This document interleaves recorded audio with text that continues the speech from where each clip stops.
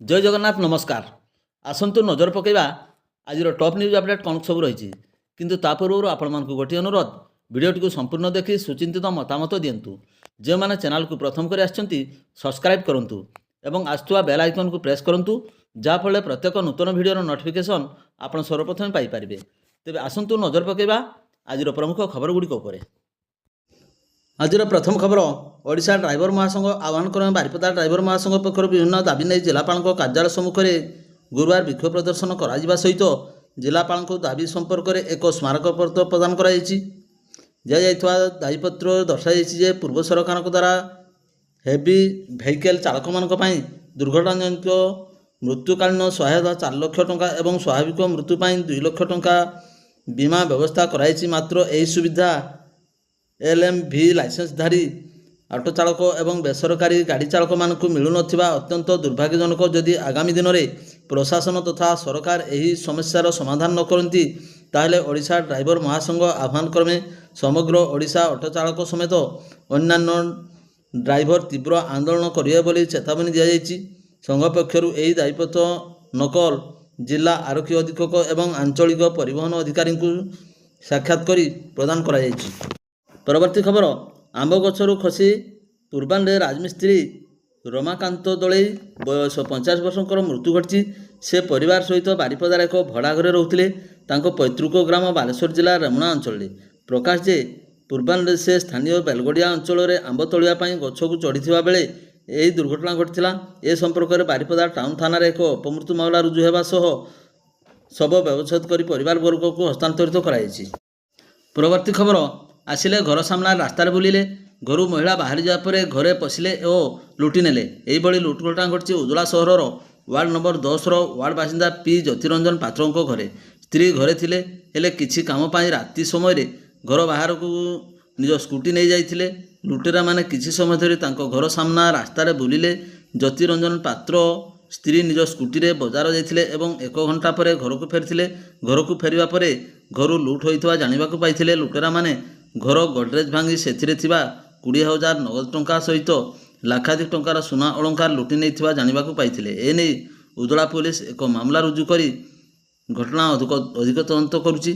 CCTV footage रे लुटेरा 2 जन प्रथमे तांको घर सामने बुलिबा परे छात देई घर पछ पटू घर भीतर को प्रवेश करथिले।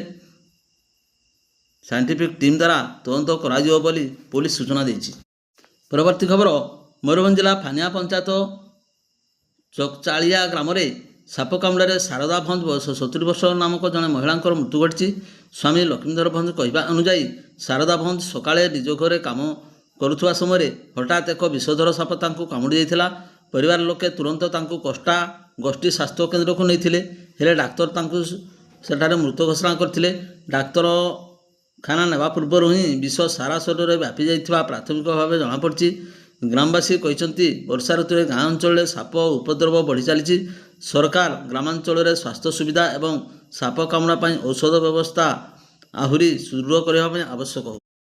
परवर्ती खबर मयूरभंज जिला ठाकुरमुड़ा ब्लॉक महुलडिया थाना अंतर्गत केसडिया पंचायतर मिटुआणी ग्राम गत 8 तारिख में घटता वज्राघात घटना आहत होता जड़े महिला चिकित्साधीन अवस्था मृत्यु घटी। मृत महिला जनक हेले मिटुआणी ग्रामर रमाकांत बिंशुलिया स्त्री पार्वती बंशुलिया बयस 48 वर्ष। सूचना अनुसार अपराह्न प्राय 3टा समय अंचल प्रबल वर्षा सह घड़घड़ी होता। यही समय पार्वती एवं बिंशुलिया निज घरर पछपटे थिबा बेले घर निकटरे थिबा एक बाउंश गछरे वज्राघात होता। वज्राघातर प्रभाव में पार्वती गुरुतर आहत होते। परिवार लोक मैंने तुरंत तांकु ठाकुरमुंडा गोष्ठी स्वास्थ्य केन्द्र को चिकित्सा नहीं सेठारे प्राथमिक चिकित्सा पर तांकर स्वास्थ्य अवस्थार सुधार आसिथिबारु परिवार लोके तांकु घर को नहीं आसथिले। किंतु गुरुवार सकाळे हठात तांकर स्वास्थ्य अवस्था पुणी अवनति होइतिला। असुस्थता अनुभव करिबारु परिवार सदस्य माने 108 आम्बुलेंस जोगे तांकु पुनर्बार ठाकुरमुंडा गोष्ठी स्वास्थ्य केन्द्र को आनिथिले। स्वास्थ्य केन्द्र में चिकित्सा चलता बेले पार्वती बिंशुलियांकर मृत्यु घटिला। मोलडिया पुलिस मृतदेह को जबत कर व्यवच्छेद निमंते करंजिया उपखंड चिकित्सालय को पठाई जमापड़ी। पुलिस एक अपमृत्यु मामला रुजु कर अधिक तदंत जारी रखी। परवर्ती खबर राज्य पुलिस सदर महकुमा कार्यालय पक्षर बुधवार प्रकाशित 2383 नंबर आदेशनामा अनुजाई पुलिस एएसआई पदोन्नति पाइथिबा राज्यर मोट 49 ଜଣ ପୁଲିସ ଏସ୍ଆଇଙ୍କ ବଦଳି କରାଯାଇଛି।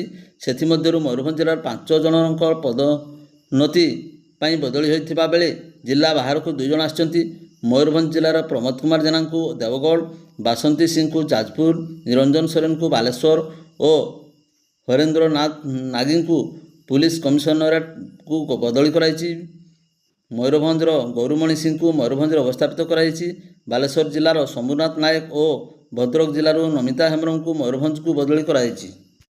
ପରବର୍ତ୍ତୀ ଖବର, ମୟୂରଭଞ୍ଜ ଛଉ ନୃତ୍ୟ ଗୁରୁ ପାଗଲୁ ଜେନାଙ୍କୁ 2025 ବର୍ଷ ପାଇଁ କେନ୍ଦ୍ର ସଙ୍ଗୀତ ନାଟକ ଏକାଡେମୀ ସମ୍ମାନ ପ୍ରଦାନ କରାଯିବା ପାଇଁ ଘୋଷଣା କରାଯାଇଛି। ନୃତ୍ୟ, ସଙ୍ଗୀତ, ନାଟକ ଆଦି କ୍ଷେତ୍ରରେ ଏହା ଦେଶର ସର୍ବୋଚ୍ଚ ସମ୍ମାନ। ବାରିପଦା ସହରର ଯମୁନାଦେଇପୁର ନିବାସୀ ଶ୍ରୀ ଜେନା ପିଲାବେଳୁ ଛଉ ନୃତ୍ୟ ପ୍ରତି ଆକୃଷ୍ଟ ହୋଇ ବିଗତ 4 ଦଶନ୍ଧି ଧରି ଏହି ନୃତ୍ୟ କରି ଆସୁଛନ୍ତି। ସେ ଦେଶର ବିଭିନ୍ନ ସ୍ଥାନରେ ନୃତ୍ୟ ପ୍ରଦର୍ଶନ କରି ଆସିଥିବା ବେଳେ ଭାରତ ବାହାରେ 5ଟି ଦେଶରେ ମଧ୍ୟ ଛଉ ନୃତ୍ୟ ପ୍ରଦର୍ଶନ କରି ପ୍ରଶଂସା ସାଉଁଟି ସାରିଛନ୍ତି। ସେ ବାରିପଦାସ୍ଥିତ ଦକ୍ଷିଣ ସାହି ଛଉ ନୃତ୍ୟ ମନ୍ଦିର ପକ୍ଷରୁ ନୃତ୍ୟ ପ୍ରଦର୍ଶନ କରି ଆସୁଥିଲେ। ମୟୂରଭଞ୍ଜର ଛଉ ନୃତ୍ୟ ସଂରକ୍ଷଣ ସାଙ୍ଗୁ ଏହାର ହୃଦ୍ଗୌରବକୁ ପୁନଃସ୍ଥାପିତ କରିବା ପାଇଁ 2016ରେ ଆରମ୍ଭ କରାଯାଇଥିବା ପ୍ରୋଜେକ୍ଟ ଛାଉଣୀର ମୁଖ୍ୟ ଭାବେ ଦାୟିତ୍ୱ ଗ୍ରହଣ କରିଛନ୍ତି। ଏହା ସହିତ ସେ ଜାତୀୟ ଛଉ କେନ୍ଦ୍ରର ଉପଦେଷ୍ଟା ଓ କେନ୍ଦ୍ର ସଂସ୍କୃତି ବିଭାଗର ବିଭିନ୍ନ କମିଟିର ସଦସ୍ୟ ରହିଛନ୍ତି। ପରବର୍ତ୍ତୀ ଖବର, ମୟୂରଭଞ୍ଜ ଜିଲ୍ଲା ଶୁଳିଆପଦା ଥାନା ଉଫାଲଗଡ଼ିଆ ପଞ୍ଚାୟତ ନାଉପଦା ଗ୍ରାମର ନିଜ ଶାଶୁ ଶ୍ୱଶୁରଙ୍କ ଉପରକୁ ଜଳନ୍ତା ନିଆଁହୁଳା ଫିଙ୍ଗିବା ଘଟଣାରେ ସମ୍ପୃକ୍ତ ଅଭିଯୁକ୍ତ ଜଣଙ୍କୁ ପୁଲିସ ଗିରଫ କରି କୋର୍ଟ ଚାଲାଣ କରିଥିବା ଜଣାପଡ଼ିଛି। ବାରିପଦା ଟାଉନ ଥାନା ଅଧୀନ କଇଁଫୁଲିଆ ଗ୍ରାମର ଶେଖ୍ ଜମିରଙ୍କ ପୁଅ ଶେଖ୍ ସାଗିର ନାଉପଦା ଗ୍ରାମରେ ଥିବା ନିଜ ଶ୍ୱଶୁର ହାରୁନ ଅଲ୍ଲୀ ଖାଁ ଏବଂ ଶାଶୁ ସୁହାନା ବିବିଙ୍କ ଘର ବାରଣ୍ଡାରେ ଶୋଇଥିଲେ। ଏହି ଅବସ୍ଥାରେ ତାଙ୍କ ଉପରକୁ ଜଳନ୍ତା ନିଆଁହୁଳା ପକାଇଥିବାରୁ ଏବଂ ଫେରାର ହୋଇଯାଇଥିଲେ। ଏନେଇ ଶୁଳିଆପଦା ଥାନା ଅଧିକାରୀ ସତ୍ୟନାରାୟଣ ବଳ ମାମଲା ରୁଜୁ କରି ଘଟଣାର ତଦନ୍ତ ଜାରି ରଖିଥିବା ବେଳେ ଫେରାର ଥିବା ଶେଖ୍ ସାଗିରକୁ ଧରିବା ପାଇଁ ମୟୂରଭଞ୍ଜ ଏସ୍ପି ବରୁଣ ଗୁଣ୍ଟୁପାଲିଙ୍କ ନିର୍ଦ୍ଦେଶକ୍ରମେ ବୁଧବାର ରାତିରେ ଶୁଳିଆପଦା, ମରଡ଼ା, ରାଜଗୋବିନ୍ଦପୁର ଏବଂ ବୈଶିଙ୍ଗା ଥାନା ପକ୍ଷରୁ ମିଳିତ ଚଢ଼ାଉ କରି ବୈଶିଙ୍ଗା ଥାନା ଅଧୀନ ନାଗରାଇ ଜଙ୍ଗଲ ନିକଟରୁ ଅଭିଯୁକ୍ତ ସାଗିରକୁ କାବୁ କରିଥିଲା ପୋଲିସ। ପଚରାଉଚରା ବେଳେ ସାଗିର ନାମରେ ପୂର୍ବରୁ ବିଭିନ୍ନ ସ୍ଥାନରେ ଏକାଧିକ ଅପରାଧିକ ମାମଲା ଥିବା ପୋଲିସ ଜାଣିବାକୁ ପାଇଛି। ସୂଚନାଯୋଗ୍ୟ, ଶେଖ୍ ସାଗିର ନାଉପଦା ଗ୍ରାମର ହାରୁନ ଅଲ୍ଲୀ ଖାଁ ଏବଂ ଝିଅ ଶାବାନା ଖାତୁନଙ୍କୁ ବିବାହ କରିଥିଲେ। ସ୍ୱାମୀ ସ୍ତ୍ରୀ ମଧ୍ୟରେ ପାରିବାରିକ କଳହ କ୍ରମଶଃ ଉଗ୍ର ରୂପ ଧାରଣ କରିଥିଲା। ଏପରିକି ପୂର୍ବରୁ ମଧ୍ୟ ତାଙ୍କୁ ନିଆଁରେ ପୋଡ଼ି ଜାଳି ଦେବାକୁ ଉଦ୍ୟମ କରିଥିବା ନେଇ ଶାବାନାଙ୍କ ଲିଖିତ ଏତଲା ମୂଳେ ଶୁଳିଆପଦା ଥାନାରେ ଏକ ମାମଲା ରୁଜୁ ହୋଇଥିବା ଜଣାପଡ଼ିଛି। ଶାବାନା ତାଙ୍କର ପୁଅ ଏବଂ ଝିଅ ସହିତ ବାପଘରେ ରହୁଥିଲେ।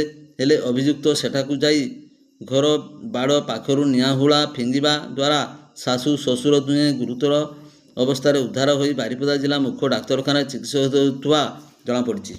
ପରବର୍ତ୍ତୀ ଖବର, ଅପରାହ୍ନ ପ୍ରାୟ 1ଟା ବେଳେ ଦୁଧିଆଣୀ ବଣାଞ୍ଚଳ ତାଟ ଅଧୀନସ୍ଥ ଦରି ସେକ୍ସନ ପୁରୁଣା ଦେଓଗାଁ ସଂରକ୍ଷିତ ଜଙ୍ଗଲରେ ଗୋଟିଏ ହାତୀ ଶାବକର ମୃତ୍ୟୁ ଘଟିଥିବା ଜଣାପଡ଼ିଛି। ସ୍ଥାନୀୟ ଲୋକମାନେ ମୃତ ହାତୀ ଶାବକକୁ ଦେଖି ଦରି ସେକ୍ସନ ବନପାଳ ଲକ୍ଷ୍ମୀ ମହାନ୍ତଙ୍କୁ ଖବର ଦେଇଥିଲେ। ଦୁଧିଆଣୀ ବଣାଞ୍ଚଳ ଅଧିକାରୀ ମହାବୀର ସିଂ ମୁର୍ମୁ, କରଞ୍ଜିଆ ସହକାରୀ ବନ ସଂରକ୍ଷକ ପ୍ରଭାତ କୁଁୱର, କରଞ୍ଜିଆ ବନଖଣ୍ଡ ଅଧିକାରୀ ଅଜୟ କୁମାର ସାହୁ ପ୍ରମୁଖ ବନ ଅଧିକାରୀମାନେ ଘଟଣାସ୍ଥଳରେ ପହଞ୍ଚି ତଦନ୍ତ ଆରମ୍ଭ କରିଛନ୍ତି। ହାତୀ ଶାବକର ପେଟ ପାଖରେ ଏକ ବଡ଼ କ୍ଷତ ରହିଥିବା ଦେଖିବାକୁ ମିଳିଛି। ମୃତ୍ୟୁର କାରଣ ଅସ୍ପଷ୍ଟ ରହିଛି। ବ୍ୟବଚ୍ଛେଦ ପରେ ମୃତ୍ୟୁର ସଠିକ୍ କାରଣ ଜଣାପଡ଼ିବ ବୋଲି ବନ ବିଭାଗ ସୂଚନା ଦେଇଛି। ଶାବକଟି କିଛିଦିନ ପୂର୍ବରୁ ଜନ୍ମ ନେଇଥିବା ଜଣାଯାଇଛି। ବର୍ତ୍ତମାନ ଏହି ବନଖଣ୍ଡରେ 55ଟି ହାତୀ ଥିବାର ସୂଚନା ମିଳିଛି। କରଞ୍ଜିଆ ବନଖଣ୍ଡରେ 22ଟି, ଦୁଧିଆଣୀ ବନାଞ୍ଚଳରେ 32ଟି ଏବଂ ସାତକୋଶିଆ ବନ୍ୟପ୍ରାଣୀ ବନାଞ୍ଚଳରେ ଗୋଟିଏ ଦନ୍ତା ଏବଂ ଥିବା ଜଣାପଡ଼ିଛି। ପରବର୍ତ୍ତୀ ଖବର, ଆଗାମୀ 19 ତାରିଖର ମହାମହିମ ରାଷ୍ଟ୍ରପତି ଦ୍ରୌପଦୀ ମୁର୍ମୁ ଏବଂ 20 ତାରିଖରେ ପ୍ରଧାନମନ୍ତ୍ରୀ ନରେନ୍ଦ୍ର ମୋଦି ରାଇରଙ୍ଗପୁର ଗସ୍ତରେ ଆସିବାର କାର୍ଯ୍ୟକ୍ରମ ରହିଛି। ଏଥିପାଇଁ ପ୍ରଶାସନ ପୋଲିସ ସ୍ତରରେ ବ୍ୟାପକ ପ୍ରସ୍ତୁତି ଚାଲିଛି ଏବଂ ବିଭିନ୍ନ ବିଭାଗ ତତ୍ପରତା ପ୍ରକାଶ ପାଇଛି। ରାଜ୍ୟ ରାଜଧାନୀ ଭୁବନେଶ୍ୱର ଠାରୁ ଆରମ୍ଭ କରି ରାଇରଙ୍ଗପୁର ପର୍ଯ୍ୟନ୍ତ ସବୁଠି ପଡ଼ୁଛି ଘନ ଘନ ବୈଠକ ଓ ଭିଡ଼ିଓ କନଫରେନ୍ସ ଚାଲିଛି। ବର୍ତ୍ତମାନ ସୁଦ୍ଧା କେବଳ ରାଷ୍ଟ୍ରପତି ଗସ୍ତ କାର୍ଯ୍ୟକ୍ରମ ନେଇ ସୂଚନା ଆସିବା ବେଳେ ପ୍ରଧାନମନ୍ତ୍ରୀ ନରେନ୍ଦ୍ର ମୋଦି ଗସ୍ତ କାର୍ଯ୍ୟକ୍ରମ ବିଧିବଦ୍ଧ ସୂଚନାକୁ ଅପେକ୍ଷା କରାଯାଇଛି। ତଥାପି ପୁଲିସ ପ୍ରଶାସନ ଚୂଡ଼ାନ୍ତ ନିଷ୍ପତ୍ତି ନେଇ ଚାଲିଛି। ଏହି ପରିପ୍ରେକ୍ଷୀରେ ଗୁରୁବାର ରାଜ୍ୟ ପୁଲିସ ମହାନିର୍ଦ୍ଦେଶକ ଯୋଗେଶ ବାହାଦୁର ଖୁରାନିଆ ଏବଂ ପୂର୍ବାଞ୍ଚଳ ଜିଆଇ ପିନାକୀ ମିଶ୍ର ରାଇରଙ୍ଗପୁର ଗସ୍ତରେ ଆସି ରାଷ୍ଟ୍ରପତି ପ୍ରଧାନମନ୍ତ୍ରୀ ଗସ୍ତ କାର୍ଯ୍ୟକ୍ରମକୁ ଥିବା ସମସ୍ତ ସ୍ଥାନ ଯଥା ରାଇରଙ୍ଗପୁର ସହର ଉପକଣ୍ଠ, ଦାଣ୍ଡବସ୍, ବିମାନ ବନ୍ଦରରେ ହେଲିପ୍ୟାଡ୍, ସଭାସ୍ଥଳ, ସୁରକ୍ଷା ବ୍ୟବସ୍ଥା, ପାର୍କିଂ, ଭିଆଇପି ମାନଙ୍କ ପାଇଁ ସମସ୍ତ ବ୍ୟବସ୍ଥା ବୁଲି ଦେଖିବା ସହ ସମସ୍ତ ଦିଗର ସମୀକ୍ଷା କରିଥିବା ଜଣାଯାଇଛି। ରାଇରଙ୍ଗପୁର ସହର ଉପକଣ୍ଠ ଦାଣ୍ଡବସ୍ ବିମାନ ବନ୍ଦର ଦକ୍ଷିଣକୁ ସମସ୍ତ ହେଲିପ୍ୟାଡ୍ ନିର୍ମାଣ ସହ ନରୱେର ଉତ୍ତର ଦିଗରେ ମଞ୍ଚ ସଭା ଅନୁଷ୍ଠିତ ହେବ। ଏତେ ସଂଖ୍ୟାରେ କେନ୍ଦ୍ର ରାଜ୍ୟ ମନ୍ତ୍ରୀ ସାଂସଦ ବିଧାୟକ ପଦାଧିକାରୀ ମାନ୍ୟଗଣ୍ୟ ବ୍ୟକ୍ତି ଗଣମାଧ୍ୟମ ପ୍ରତିନିଧି ଦଳୀୟ ନେତା କର୍ମୀ 50,000ରୁ ଉର୍ଦ୍ଧ୍ୱ ଲୋକଙ୍କର ସମାଗମ କେମିତି ଲୋକେ ସୁରୁଖୁରୁରେ ବିଭିନ୍ନ ଫାଟକ ଦେଇ ଯିବେ ଆସିବା କରିବେ ଏନେଇ ବିଶେଷ ବ୍ୟବସ୍ଥା ଅନୁଧ୍ୟାନ କରିଥିଲେ। ତାଙ୍କ ସହ ଜିଲ୍ଲାପାଳ ହେମକାନ୍ତ ସୋଏ, ଜିଲ୍ଲା ଆରକ୍ଷୀ ଅଧୀକ୍ଷକ ବରୁଣ ଗୁଣ୍ଠପାଲି, ଅତିରିକ୍ତ ଜିଲ୍ଲାପାଳ ଅଜୟ କୁମାର, ଉପଜିଲ୍ଲାପାଳ ଉଗ୍ରସେନ ଓରାଙ୍ଗ, ଅତିରିକ୍ତ ଏସ୍ପି ଯଦୁନାଥ ଜେନା, ଏସ୍ଡିପିଓ ବୀରେନ୍ଦ୍ର ସେନାପତି, ରାଇରଙ୍ଗପୁର ସମେତ ସମସ୍ତ ଥାନା ଅଧିକାରୀ, ପ୍ରଶାସନିକ ଅଧିକାରୀ ଉପସ୍ଥିତ ଥିଲେ। ରାଜ୍ୟ ପୁଲିସ ମହାନିର୍ଦ୍ଦେଶକ ଯୋଗେଶ ବାହାଦୁର ଖୁରାନିଆ, ସାଂସଦ ନବଚରଣ ମାଝୀ, ବିଧାୟକ ଜରେନ ନାୟକ, ବରିଷ୍ଠ ବିଜେପି ନେତା ସଞ୍ଜୀବ ମହାନ୍ତି, ସାଂସଦ ସଂଯୋଜକ ମନୋଜ ଦାସ, ମୁନା ପ୍ରତିହାରୀ ପ୍ରମୁଖ ସହ ବ୍ୟବସ୍ଥା ସମ୍ପର୍କରେ ବିଶଦ ଆଲୋଚନା କରିଥିଲେ। ଭିଡ଼ିଓଟିକୁ ଶେଷ ପର୍ଯ୍ୟନ୍ତ ଦେଖିଥିବାରୁ ଆପଣଙ୍କୁ ଅଶେଷ ଅଶେଷ ଧନ୍ୟବାଦ।